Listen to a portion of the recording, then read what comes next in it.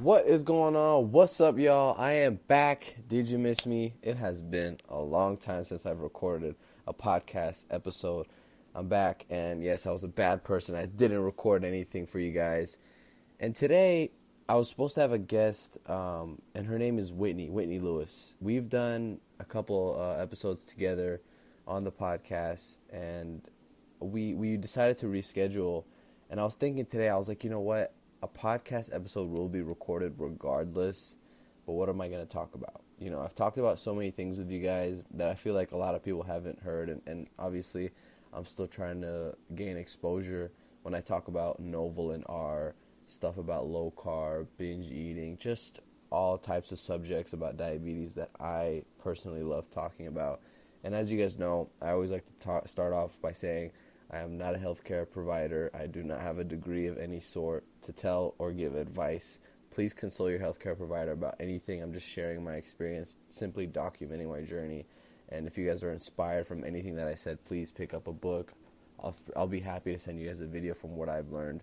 Diabetes is a really, it's not an easy subject to just give out advice.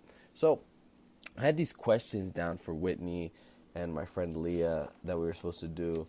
And I was like, you know what? How about I go through these questions, a series of questions, and kind of like a get to know that person. I'll answer them because, your story can never get boring. And I know that this is something you guys are going to enjoy. So it's going to be a quick rundown. First question, Ali. I'm talking to myself. When were you diagnosed? So I am 21 years old. I got first diagnosed with type 1 diabetes when I was right about turning 18 years old. And my birthday is November 3rd, in case you guys want to buy me a present. And when I was turning 18, I had the symptoms like right around the end of, the beginning of November, end of October, you could say. That's when I was really getting, those crazy symptoms of just extreme thirst. The classic stuff you guys already know what it is. And for me, I think a lot of people don't mention is we get a lot of hunger when we're first diagnosed, and that's something we don't touch on, but I was eating like crazy amounts. I already ate crazy amounts, but, atop that with being diagnosed with type 1 diabetes, it was hard, trying to get up the stairs, barely playing basketball. I was making music at the time, so I was barely working out too, so it was a bad combo. So that's when I was diagnosed about 3 years ago, and we're in 2018. Please do the math.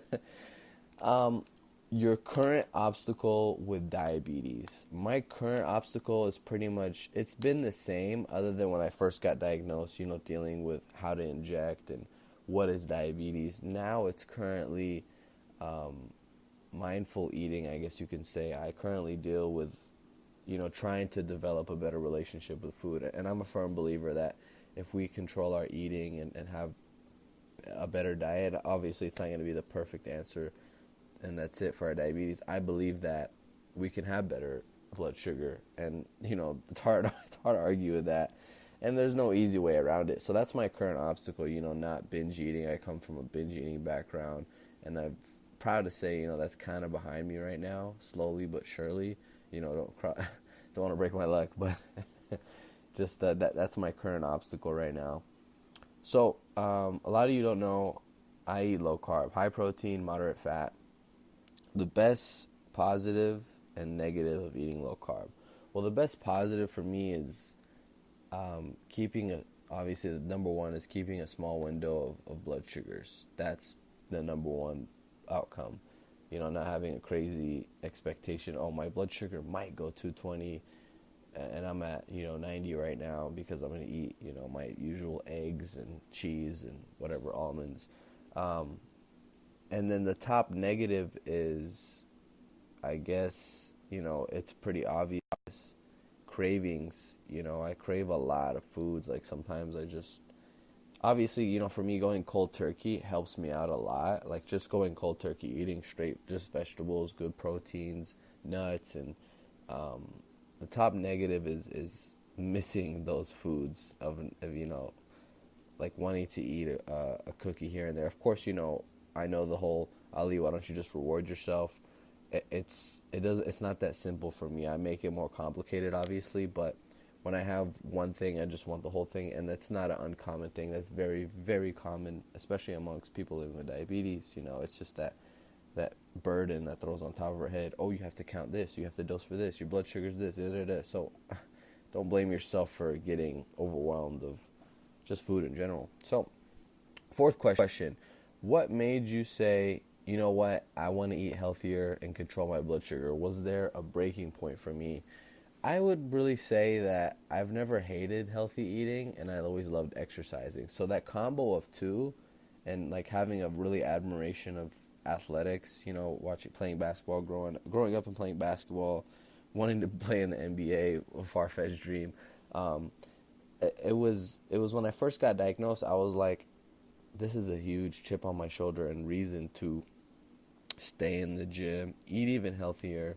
I wasn't eating healthy, to just be really frank with you guys. Like, I was eating like every other teenager, brownies for lunch and chips and soda here and there. My mom, would push me to less candy.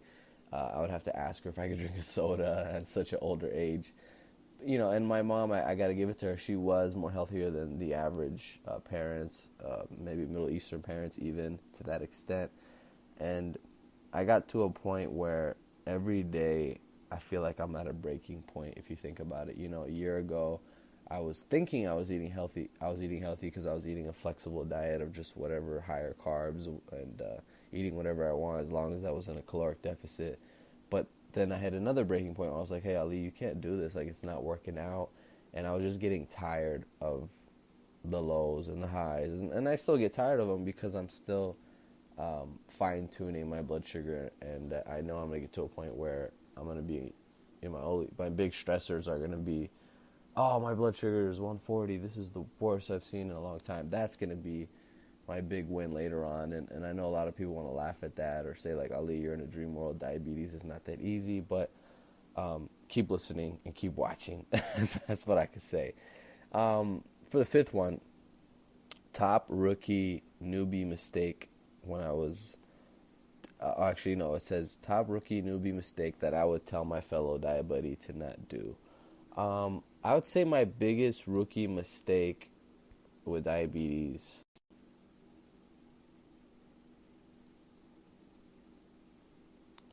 You know what? It's really hard. And I feel like some of the stuff I say, people would even argue with me against. But this is one of them. It's not the top one. Is injecting in the muscle when I have a high blood sugar. And I think this is kind of bananas, but it's been going around on Instagram that if you inject in the fat, it's the fastest, and if you inject in the muscle, it's the slowest. It doesn't make sense to me because, even if you read in Bernstein's book, the muscle is the fastest way to bring your blood sugar down, a muscle injection. If you inject in fat essentially slows down the process of insulin doing its job. So if you inject in fat, how would that speed up the process? That makes no sense at all. So, less injections in fat, start using muscle for corrections. Don't take my advice for it. Go read, go ask your doctor. And we're getting to the last couple ones.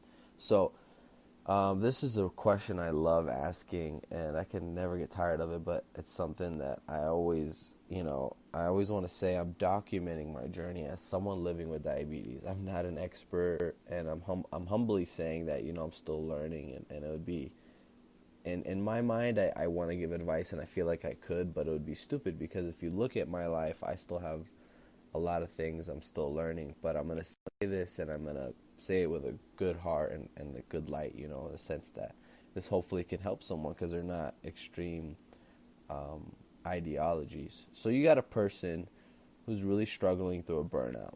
What is your best 1 to 2 tips to overcome it? I would definitely say my number one is what are you feeding your brain? That's number one for me. And what are you consuming, really? And I'm not talking about food. I'm talking about the information you're putting in your brain.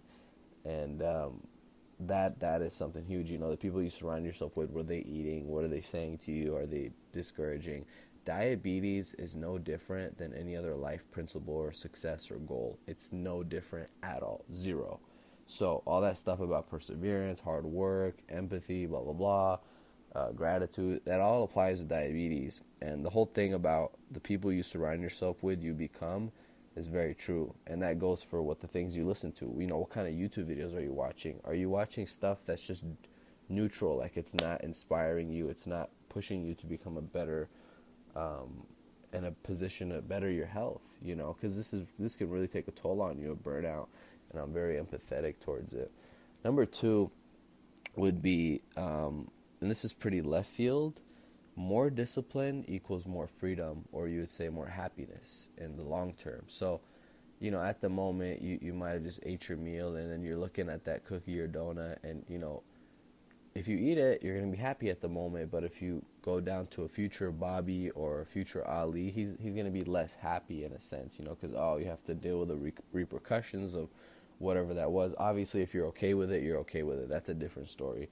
But more discipline equals more freedom and happiness, and the future you will thank you in a sense, you know, if you slept a little earlier, or you drank more water, or you decided to not binge that day. You know, tomorrow you're going to wake up feeling 20 times better. I would definitely say those are the two things that help me overcome it.